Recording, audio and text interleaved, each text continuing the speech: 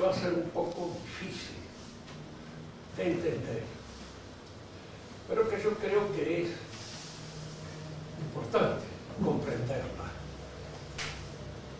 El papel que juega la religión en el contexto total de una civilización. Dijimos en la clase anterior que la religión es algo que viene de Dios, o no existe, no hay religión. Y por eso es una sombra. El papel que juega la religión en el orden de una civilización es fácil verlo en las dos civilizaciones cuya iniciación nosotros podemos conocer a través de una documentación excelente. La religión, la civilización hebrea en el Antiguo Testamento y la civilización nuestra en la aparición de Cristo nuestro Señor y en la fundación de la Iglesia. Esas dos cosas nosotros podemos conocerlas y luego podemos ver el desarrollo total de esa civilización y el papel que juega la revelación en ese desarrollo y posteriormente en la destrucción misma de esa civilización. La otra civilización que nosotros conocemos porque hablamos de ella es la greco-latina. Ahora, no sabemos bien ni cuál era la religión greco-latina, ni cuál es muy bien el papel que esa religión desempeña en el nacimiento, en el crecimiento de esta civilización. Hay un libro que es muy importante, a pesar de que no está escrito por un pensador católico, ni mucho menos. Al contrario, su visión de la historia diríamos que es más bien zoológica que espiritual. Pero a pesar de tener una visión zoológica y no espiritual del desarrollo de la civilización, tiene algunas observaciones que son importantes y que colocadas en otro contexto más espiritualista pueden servirnos para darnos una idea de cuál es el papel que cumple la religión en el seno de la civilización.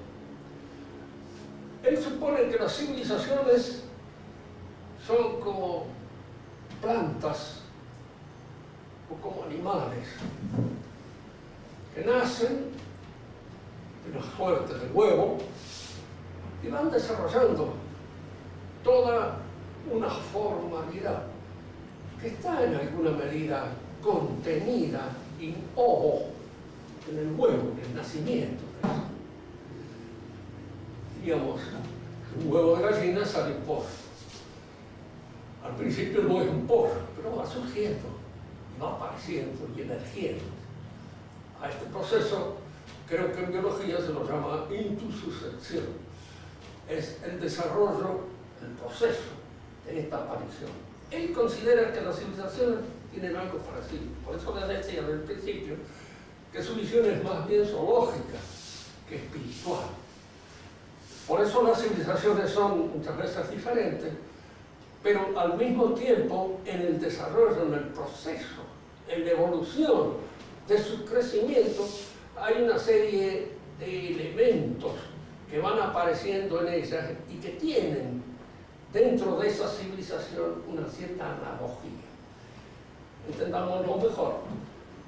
Spengler es un hombre de unos conocimientos universales extraordinarios. Él ve, por ejemplo, en la matemática griega, en todo el desarrollo de la matemática, ve la impronta del espíritu griego y encuentra una cierta analogía en el desarrollo de la matemática griega, la matemática euclidiana y de lo que podríamos llamar las formas de su politicidad, de su política, de su música, de su arte y de su filosofía. Todo esto lo encuentra en un parentesco que él sabe apreciar con gran agudeza entre todas estas cosas, entre todas estas. Yo te lo recomiendo al libro La decadencia de Occidente, porque ya sos una persona madura que lo podés leer perfectamente bien y que muchas de esas cosas te van a salir. Además está espléndidamente traducido por don Manuel García Morente, que según los que conocen bien el alemán, el castellano dice que la traducción es mejor que el original. Entonces eso que es realmente precioso. Bien, pero todo este desarrollo lo que interesa es esto, ver cómo, por ejemplo, la matemática, la música, la política griega tienen un parentesco, tienen una unidad espiritual que las sostiene. Y cuando habla de nuestra civilización, también hace un cotejo entre el desarrollo de la matemática infinitesimal, de la música de Bach, del estilo barroco y de la política universal nuestra, que tienen cada una de ellas una cierta tendencia hacia el infinito, que está como adscrita a la espiritualidad propia que da sentido a toda nuestra civilización. Dejamos esta cosa de pena, porque a mí lo que me hizo pensar es esto. En realidad, dejando de lado el carácter vegetal, vegetativo y zoológico que da este crecimiento, nosotros podemos decir que sí hay en el fondo de estas civilizaciones una espiritualidad que está precisamente marcada, dada por la religión. Y que esta espiritualidad es la que se va desarrollando y se va, digamos, expresando a través de ciertas formas estéticas, de ciertas formas científicas, de ciertas formas económicas y de ciertas formas políticas. Eso es lo que le da este parentesco y lo que explica al mismo tiempo las características del desarrollo de la civilización. Examinémosla sucintamente en la civilización grecolatina. A pesar de que, como ya les digo, ignoramos mucho del origen de su religión. La religión griega sabemos poco. Sabemos a través de los mitos. Y los mitos, como les decía en la clase anterior, hay que considerarlos siempre desde dos puntos de mira. Desde el punto de mira que lo considera el filólogo y desde el punto de mira en que tiene que considerarlo el teólogo, para advertir qué hay en el mito de religioso, auténtico, es decir, de cabal sentido de la revelación, porque el mito es muchas veces un rezago, es un resto de la revelación primitiva. Es un resto que ha sufrido en el transcurso del tiempo histórico, en el pasado de un poeta a otro, distintas deformaciones, distintas malformaciones y distintos ingredientes que vienen tal vez a pie muchas veces del demonio mismo. Pero hay un contenido religioso, hay un contenido de verdad. Vamos a ver, la mayor parte de los mitos griegos, la religión primitiva de los griegos, para ellos el mundo es un cosmos. La palabra misma les dice que es un cosmos. Ustedes las chicas, aunque allá ahora no usan mucho el cosmético, pero de alguna manera saben que el cosmético es arreglo, orden. Y el cosmos es un orden. El mundo, el universo, para el griego aparece ya en la mitología como un cosmos. Y esta noción de cosmos, esta noción de un orden universal, se opone a lo que ellos llaman el caos, el caos. Surge del caos. Y este surgimiento de un orden a partir del desorden fundamental, de lo informe, de lo caótico, supone indudablemente la existencia, la vigencia de una inteligencia que está provocando el orden, que está realizando del universo un cosmos. Esto ya está en los mitos griegos y en alguna manera es lo que favorece, más anima, impulsa el crecimiento de la inteligencia griega. Los griegos tuvieron filosofía, es decir, ciencia. En sentido cabal, la filosofía es ciencia, sin saber. Vamos a ver por qué razón aparece luego en el curso de nuestra civilización esta separación entre ciencia y filosofía, que es una separación arbitraria, simplemente nace del desconocimiento del carácter analógico que tiene la palabra ciencia. Es distinta ciencia. En general, el científico que está acostumbrado a la observación minuciosa de los hechos y a la constatación de esos hechos, supone que la ciencia que no procede de esta manera no es ciencia. En ese sentido, imagínense, la matemática no sería ciencia, porque no es ciencia de observación, no es ciencia de experimentación, no es ciencia de constatación de hechos. Es simplemente una ciencia que surge de las definiciones, de los postulados, de una serie de principios puramente racionales que luego se desarrollan y van sacando todas aquellas conclusiones que la razón establece. Indudablemente, ningún científico nuestro niega la cientificidad, la ciencia matemática. Lo que puede negar a veces es el carácter real del objeto que el matemático maneja, lo cual es cierto, no es real, es un ente ideal. Y es sobre este ente ideal donde trabaja la razón del matemático. Este carácter de las ciencias nace en Grecia precisamente por esa seguridad que tiene el griego desde el comienzo de que el mundo está regido por una inteligencia. Hay un libro también de Wilhelm Nestor, Estrella del Segundo Salto, quiere decir nido precisamente. Wilhelm Nestor, que se llama Del mito a logos, donde establece claramente, esto también no sé, posiblemente sea de origen protestante, un alemán, este proceso de ir del mito al logo es el proceso que se cumple en alguna medida en el desarrollo de la civilización griega. Tanto que nosotros podemos decir que la ciencia, la filosofía griega, surge del mito y surge con una intención de esclarecer, de hacer intervenir la razón en los contenidos del mito y descubrir cuál es el fondo, el fundamento auténtico que sostiene el mito. Tomemos como ilustración una pequeña indagación típicamente platónica. Para Platón, todo lo que es en alguna medida una idea. ¿Qué quiere decir con eso? En términos más modernos, quiere decir que todo lo que es una programación de elementos materiales que constituyen ese ente. Y una programación supone una inteligencia. Y una inteligencia supone un eidos. Entonces, todo lo que es, en alguna medida, es el resultado de una inteligencia que lo sostiene. De una inteligencia que programa, que realiza esa realidad.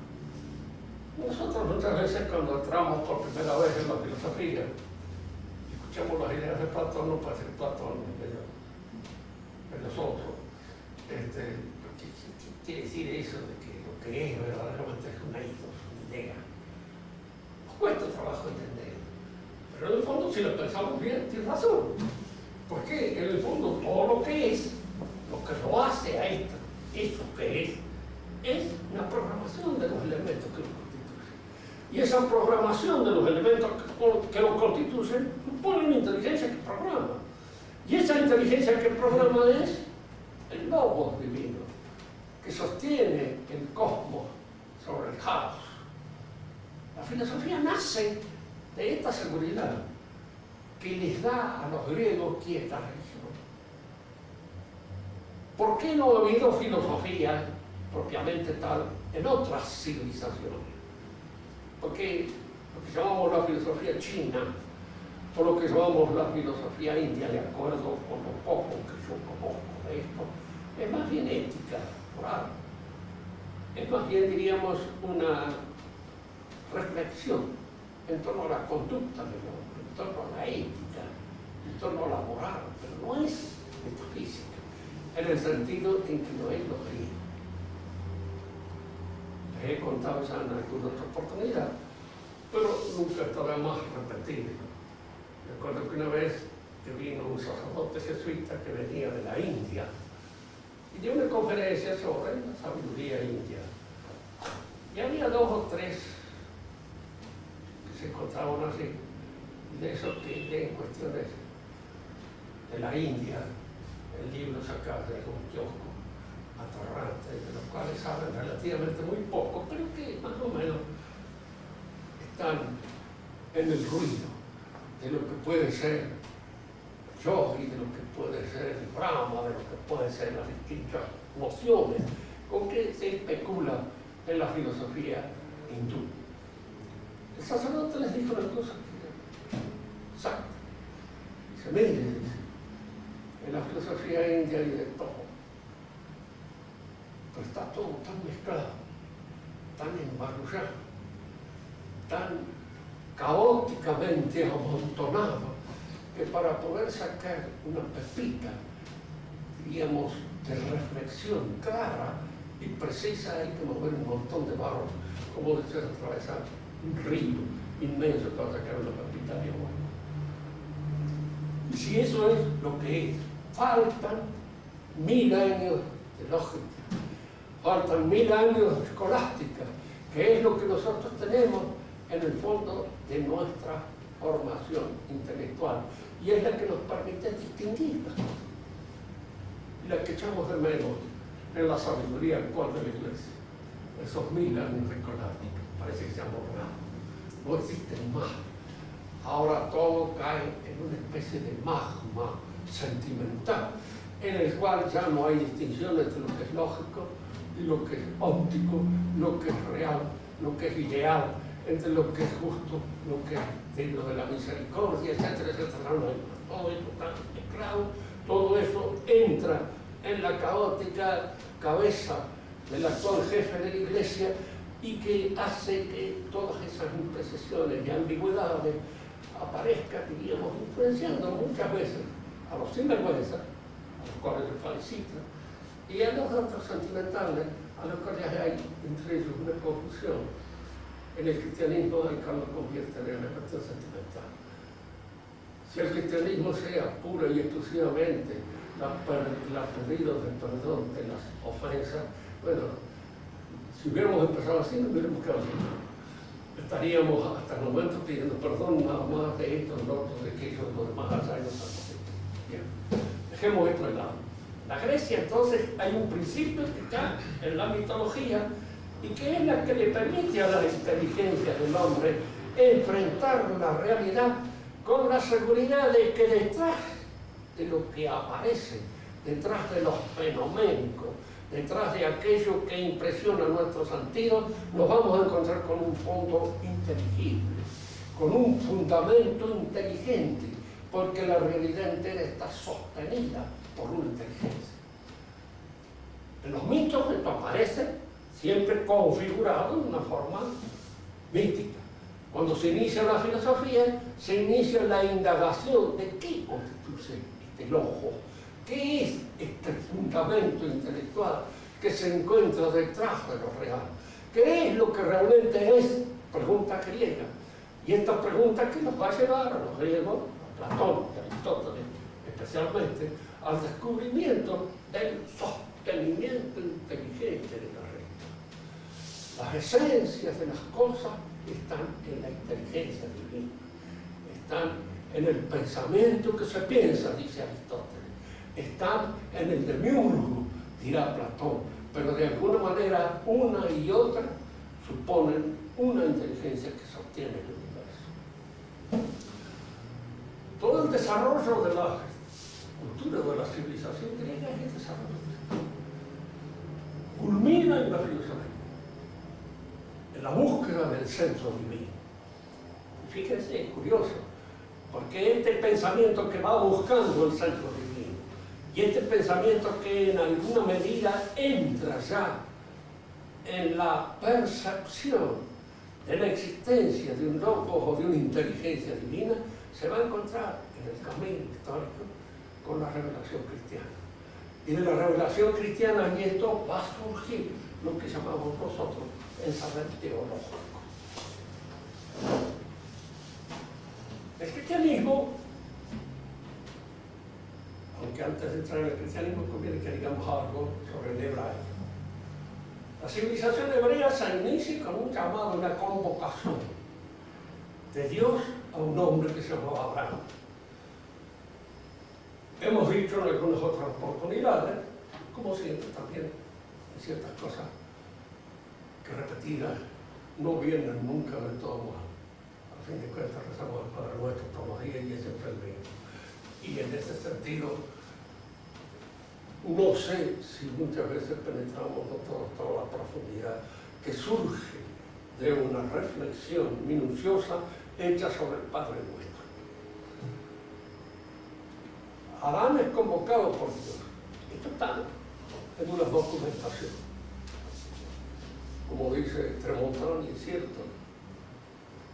Por mucho que nosotros pongamos en duda esta convocación, el documento de hecho, por mucho que sea nuestra duda, existe desde hace por lo menos 4.000 años o más.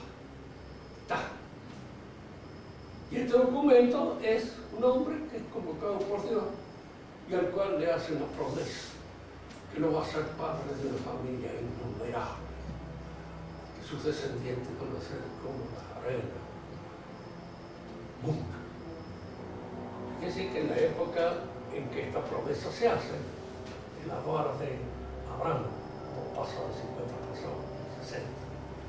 De manera que es una promesa descomunal, que ya aparece 4.000 años antes de Cristo.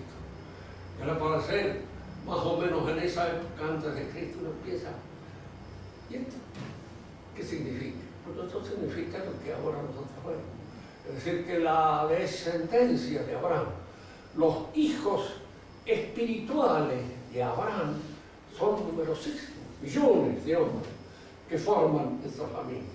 Es decir, cómo este documento sabe con toda precisión, con toda seguridad que eso va a suceder. Y eso sucede, y eso se da.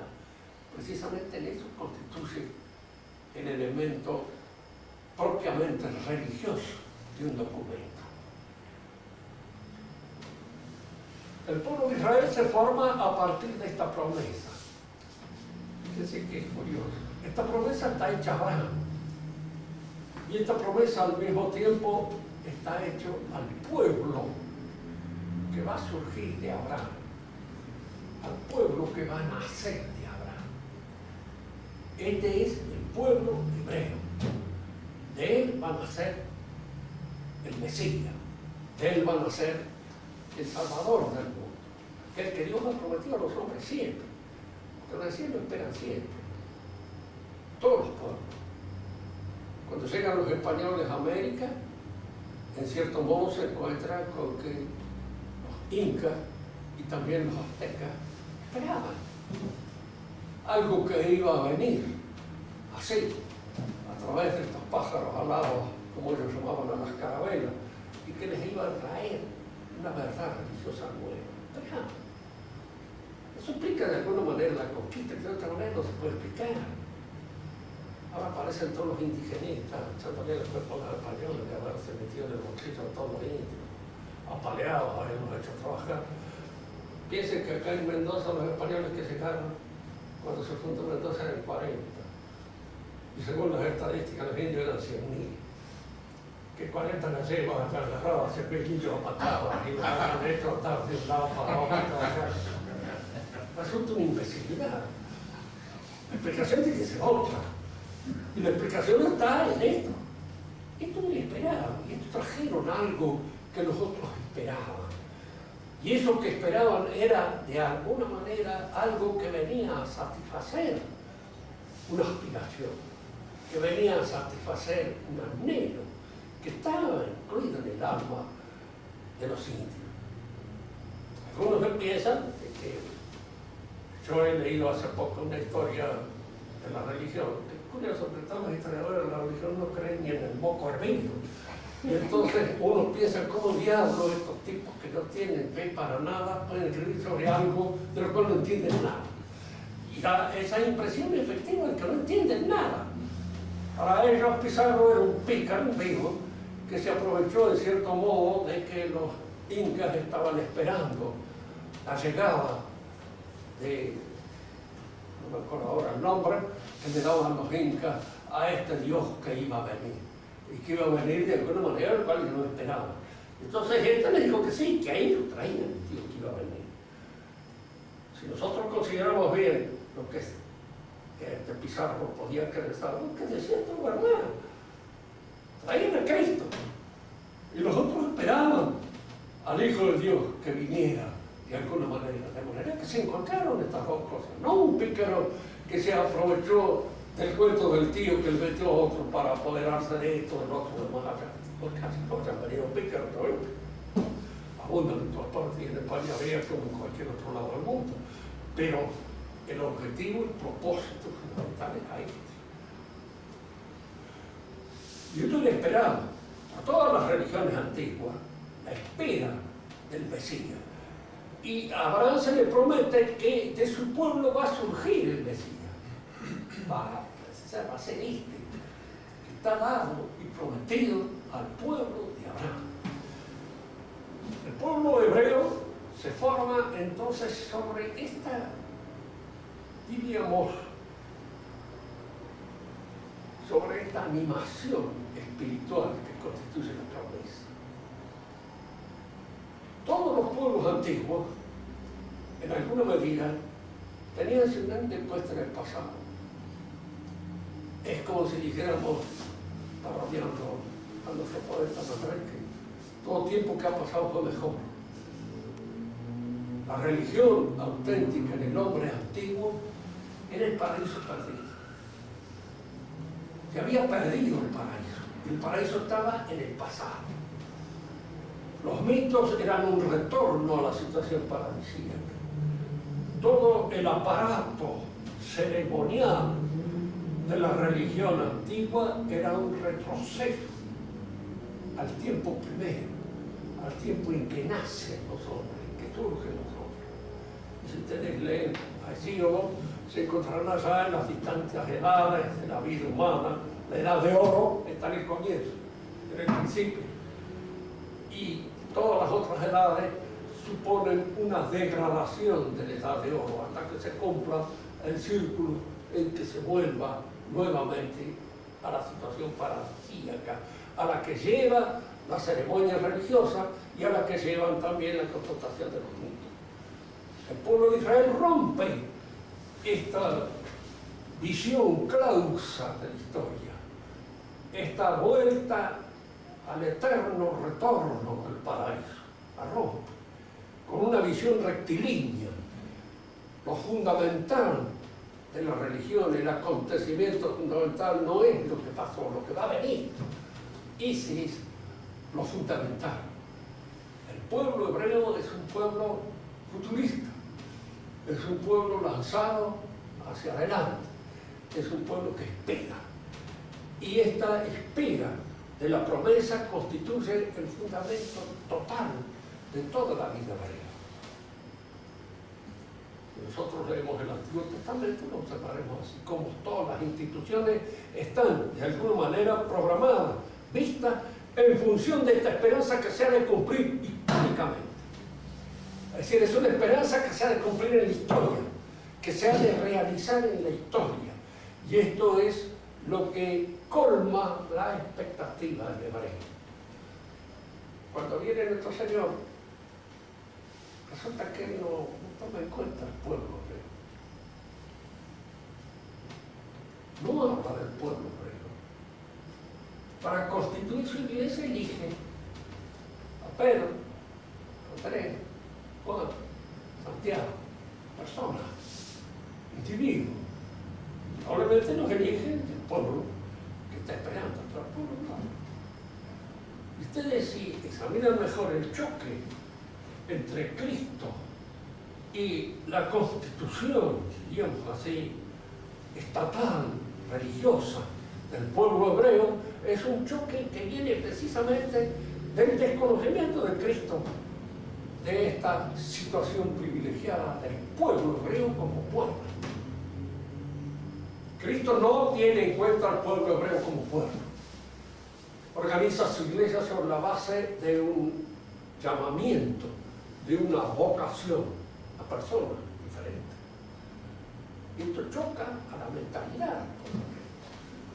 Muchos hebreos, naturalmente, siguen, ven en él el Mesías, pero los jefes del pueblo lo rechazan. Somos nosotros. No somos la cabeza de este pueblo. No es este el pueblo que convocó Dios cuando habló con Abraham, cuando se dirigió a Moisés, cuando lo sostuvo en todo el camino del desierto y a través de todas las vicisitudes de su historia. Si Cristo fue el Mesías, tendría que tener en cuenta esto, porque esto es lo fundamental en nuestra interpretación de la historia. ¿Sí? La existencia de ese pueblo que es el que tiene ahora que convertirse en un pueblo mesiánico. Curioso advertir una cosa. Indudablemente el cristianismo se forma, como dice el protocolo, para el moderado. En primer lugar está constituido por gente surgida del pueblo hebreo, pero que al ser elegidas para la constitución de la iglesia están separadas del pueblo hebreo. Y lo que va a constituir posteriormente eso que se llamaron judíos son los que no aceptaron el mesianismo de Cristo y empezaron a convertirse en otra cosa. Fíjense que a veces no hay mucha seguridad en esto que estoy diciendo, porque judíos o hebreos parecen son nociones sinónimas, una cosa u otra.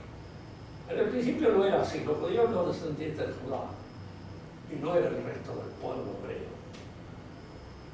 Y posteriormente fue también distinto, porque los judíos empezaron a llamarse a aquellos que no aceptaron el mesianismo de Cristo. Y San Pablo, cuando escribe su carta a los hebreos, se refiere a los hebreos. Es decir, se refiere, y la carta es a los hebreos, no a los judíos. Él hace algunas referencias a veces a los judíos cuando dice yo que vengo de los judíos. ¿Por qué? Porque venían de los que perseguían a Cristo. Y de que alguna manera eran de los que estaban en contra de Cristo. Pero cuando él se refiere a las posibilidades de fundar la iglesia sobre la base del pueblo hebreo, él se refiere entonces a los hebreos y no ya a los judíos, los cuales están en alguna medida excluidos por esta suposición frente a la situación mesiánica de Cristo. Cuando uno ve el desarrollo total del pueblo hebreo, posteriormente aún a través de las épocas modernas, ve siempre esta visión mesiánica, futurista. El judío es un hombre que cree fundamentalmente en el progreso, en el feminismo, tal, salud. Va a ser revolucionario en cuanto de alguna manera la revolución entre las cosas en el juego de nuestra civilización. ¿Por qué? Porque es futurista, porque su visión está en aquello que va a suceder en la historia. El marxismo es en alguna medida un mesianismo laicizado, pero surgido de esta consideración religiosa, de esta promesa propia de los hebreos. Yo siempre he dicho, el marxismo no es católico, no es cristiano. El liberalismo sí, pero el marxismo no. Si hay herejías que nacen en el cristianismo y que surgen del cristianismo como una corrupción o una, diríamos, acepción un poco particular que se hace de algunas de las verdades cristianas. Recuerden ustedes que secularizar es convertir al siglo algo que pertenece a la iglesia. se seculariza un edificio eclesiástico cuando se lo convierte en un hotel, en una boate, en cualquier otra cosa. Y se seculariza una idea religiosa cuando se le da de esa idea una interpretación laica, una interpretación puramente secular, una interpretación puramente profana, y entonces se seculariza la idea. Por ejemplo, ¿qué ideas se secularizan entre nosotros? Los que son médicos habrán visto. La idea, por ejemplo, de la evolución y de este progreso filogenético inscrito en la naturaleza misma, en la biología del ser humano, es una idea de San Pablo transformada en una interpretación de tipo profano, de tipo biológico, porque es la idea de ese nuevo hombre que va a surgir del cristiano como consecuencia de la gracia y al mismo tiempo de la colaboración conjunta de nuestra buena voluntad, nace el cristiano, el nuevo hombre. Esta idea, si ustedes la convierten, pues este superhombre al cual nosotros nos aproximamos, no sé cómo, ni de qué manera, porque cada vez que uno se encuentra con los superhombres que nos rodean, en realidad son bastante decepcionantes y no implican de ningún modo un salto biológico que permita hablar de una mutación progresiva, ni mucho menos. Pero esta idea de la mutación progresiva de carácter biológico es una idea cristiana echada a perder, enloquecida, como decía Chesterton, es decir, convertida en una interpretación puramente profana. Y como esa, vamos a ver casi todas las otras ideas que surgen en el campo de la revolución moderna. No son nada más que ideas cristianas corrompidas, echadas a perder. El judío se forma entonces sobre la base de la promesa y tiene su esperanza puesta siempre en un cambio que se ha de producir en el mundo, como consecuencia también de su intervención mesiánica. Porque el mesianismo judío, al ser decepcionado por la presencia mesiánica de Cristo, se convierte ya entonces en un mesianismo de tipo político popular. Se convierte a través de la Cábala misma. En la Cábala vamos a ver que el Mesías es, en última instancia, el pueblo judío. Y entonces es el Mesías, el pueblo judío, el que va a transformar el universo en una cosa distinta, es decir, el que va. Y para eso tiene que hacerse de todos los elementos, de todas las palancas, de todos los instrumentos que le van a procurar el dominio sobre el universo.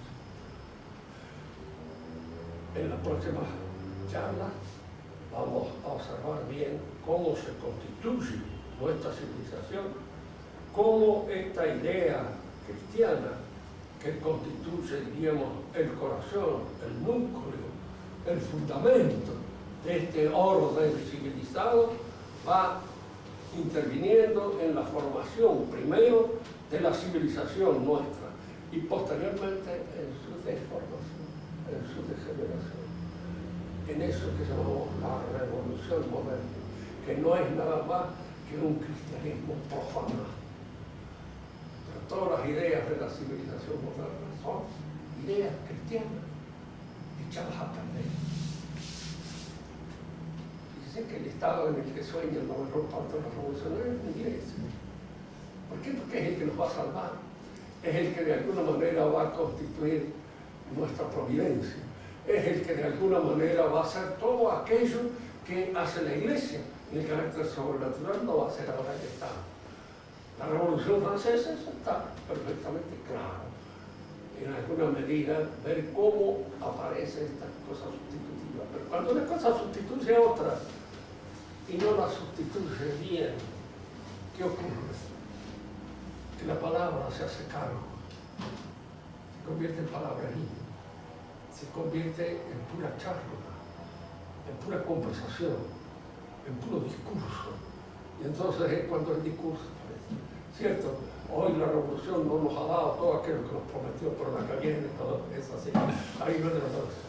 Entonces usted va transparente para mañana ese futuro que no se alcanza nunca y que aparece en los negocios, de almacenes de los barrios, cuando dice hoy lo trapiamos, mañana lo trapiamos.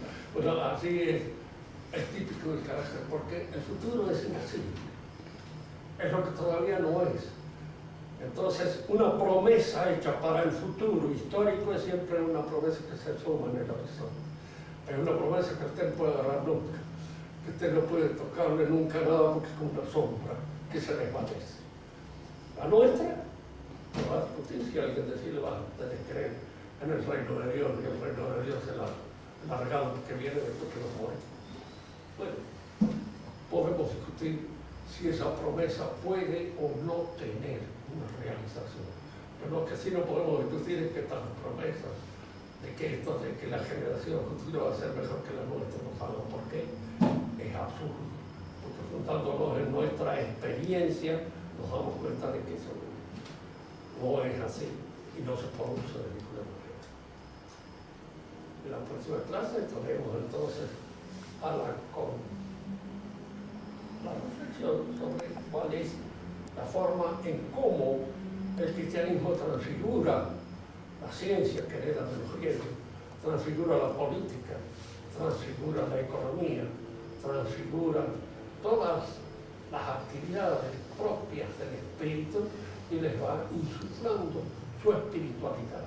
Y en el transcurso del tiempo, esta espiritualidad, como consecuencia, diríamos, de los cambios producidos por las revoluciones, se va convirtiendo en una interpretación puramente profana, pero que nunca en nuestra civilización nos hemos apartado de aquello que nos marcó para siempre la revelación cristiana. La revolución es un cristianismo vuelto loco, absurdo, laicizado, pero es el cristianismo. Y sin el cristianismo es ininterpretable, no se puede entender nada. Y esto lo han visto casi todos. Marx cuando dice que, a fin de cuentas, la promesa revolucionaria es darnos aquello que es la promesa, diríamos, propia de la religión en un mundo ficticio. Lo dice claramente.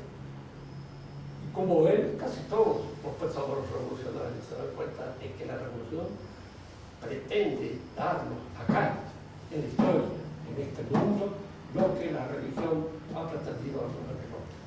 Es decir, librarnos del error, de la miseria y, diríamos así, del pecado. El pecado es fácil liberarse porque con decir que ya no hay más pecado se acabó. Entonces uno peca. Claro, que es un poco lo que está sucediendo ahora. ¿Qué pasa? ¿Cómo te liberas? Porque a veces es esto que se están los más pecados. Preguntarle a Freud, preguntarle a esto, no son pecados. Bueno, si no son pecados, entonces se acabó, no hay más pecado. ¿Cómo nos libramos del error? Por nuestra adhesión a la ideología que en ese momento triunfa, porque esa es la que tiene la verdad y la que de alguna manera nos indica que no hay más error. ¿Y cómo nos libramos de la miseria? Todavía se sigue luchando por la miseria puramente económica, pero está la miseria humana. El que se muere en cárcel, el guerrero está en plena miseria. El que está paralítico está en plena miseria. El que, sí, todas esas cosas, la vejez es una miseria, a la cual Dios nos condena. No se olviden de que joven muere lo más de los dioses. De manera que aquel que se prolonga demasiado no debe ser cristianismo por los dioses de de alguna manera se indica. Estoy diciendo, o sea, con la experiencia que uno tiene, la vejez aterroriza un poco porque uno va perdiendo todo. Ahorita estaba leyendo la cosa del pobre Reagan que ya no sabe ni quién es. Ah, sí. Realmente, ¿qué diablo? A veces uno piensa en que la eutanasia no está todo mal pensado. Si se piensa en las cosas en un terreno pura y exclusivamente natural. Las cosas son naturales. Entonces vamos a observar ese panorama de cómo es a partir de la clave que nos da la religión, cómo nosotros comprendemos el curso entero de nuestra civilización. Incluso que va a venir el reino del anticristo, del cual yo creo que ya estamos pisando los planos. No soy profeta, ninguna sabe.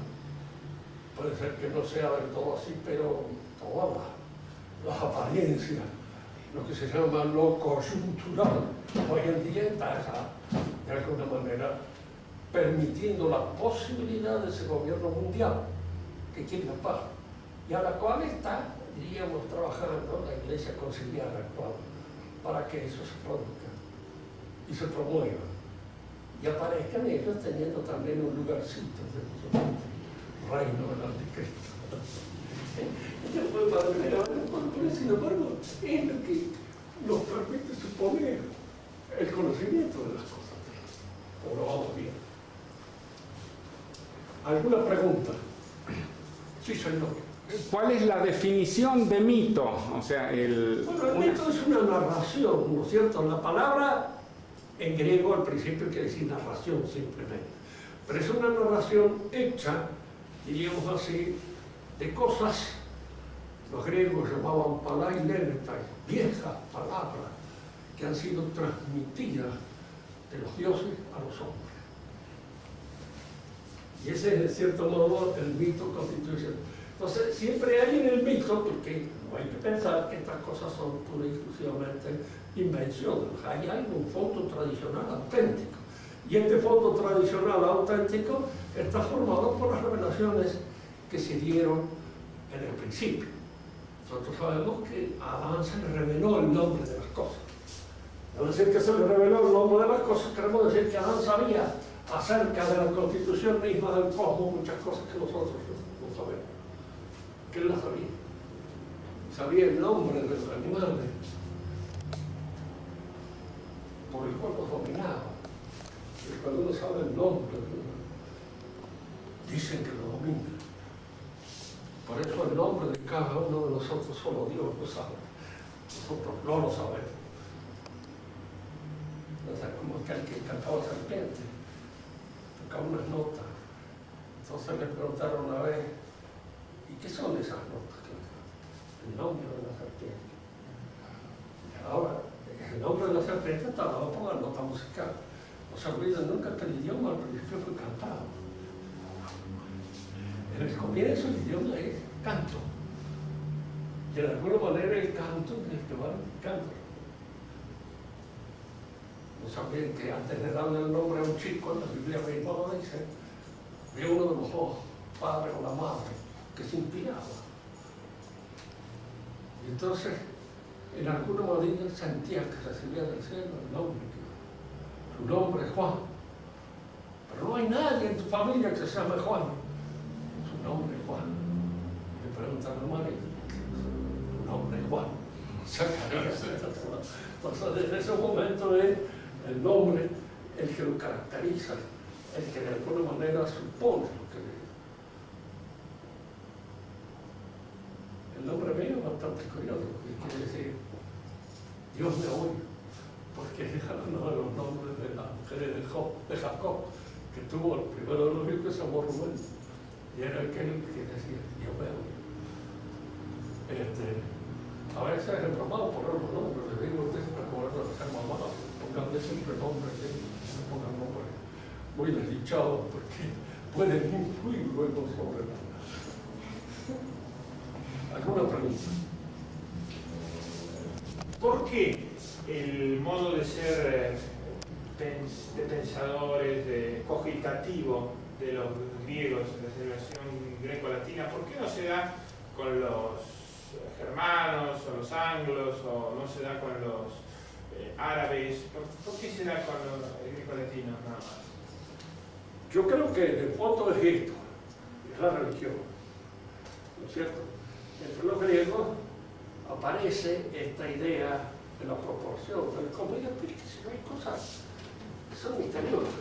Cuidado, Rubén. No se siente. Hay cosas que son muy misteriosas. ¿Qué Atenas? Fíjese, era una ciudad que nace bajo la protección de la diosa de la inteligencia. Y es la ciudad de la inteligencia. ¿Por qué Roma nace bajo, digamos, la protección de Marte, Júpiter y Quirinus, el dios de la guerra, el dios del gobierno y el dios de diríamos, el derecho. Jus Peter, o Jus Pater, Dios del derecho. Eso en una época en que se lo suponía que esa aldea podía surgir algo. Y sin embargo ya tenía esta vocación de sociedad. Ya parecía pasar. Y estaba. Si usted contempla el desarrollo de todos esos, están ya. No solamente yendo aún cuando nosotros no creemos que haya muchos dioses, pero puede haber ángeles y puede haber de alguna manera estos espíritus que Dios manda a cada una de las ciudades para que inspiren las cosas que esa ciudad hace. Las cosas están en la tradición, de manera que no son rebuscamientos, sino que son cosas que están. Pero el hecho auténtico, Atenas era una lucha cualquiera, y ya se sentía en alguna medida asistida por la inteligencia. Fue allí donde la inteligencia cobra su esplendor. ¿No es curioso? Está lleno de misterios, no solamente la historia, sino toda nuestra vida misma. Los griegos creían en la inmortalidad del alma, creían. Ahora no se hacían una idea muy adecuada. No lo hacemos nosotros. Yo me pregunto, porque claro, hay revelaciones que uno puede tomar como módulo, pero en realidad sabemos muy poco de eso.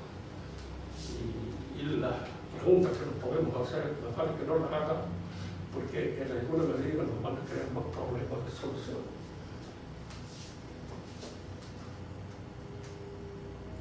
Si nosotros nos preguntáramos lo mismo, ¿puede ser feliz alguien que se muere y que está dejando acá toda su familia en situaciones de peligro, que puede ir a alcanzar la felicidad eterna, entonces sabe que aquellos que quieren están en el filo de la navaja? ¿Cómo podemos entender esto nosotros? Simplemente no lo podemos entender. Hay algo aquí, incluso un pase de una dimensión a otra, que nos hace imposible la posibilidad de entenderlo. Otra pregunta. Galileo.